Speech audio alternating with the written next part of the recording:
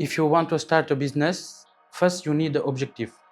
If you have an objective, you can do everything.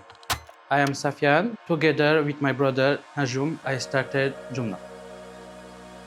Jumnah sell electronic device, use original and refurbished. When I come in Dubai, the market now have use and refurbished marketplace with the quality and with the good service. I want to create change in the market, and I have an idea to open my business. At Jumnah, we care about customer service. You have a 60 point of check for used mobile and refurbished mobile. You have a screen check, you have a battery check, you have A to Z. I have to check everything: camera, battery, Face ID, and more.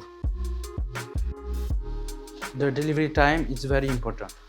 I put in my website next day delivery. This is a good service experience for customer.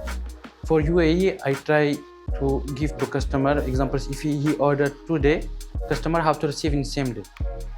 And regarding outside to UAE, he can take 24-48 hours. When the customer coming in website and he see Tabby, he have a more trust.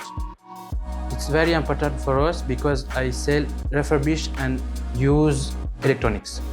When you start a business, the option buy now pay later, you have to integrate in your business. This is a good service experience for customer. I want to make Jumnah the first marketplace in GCC.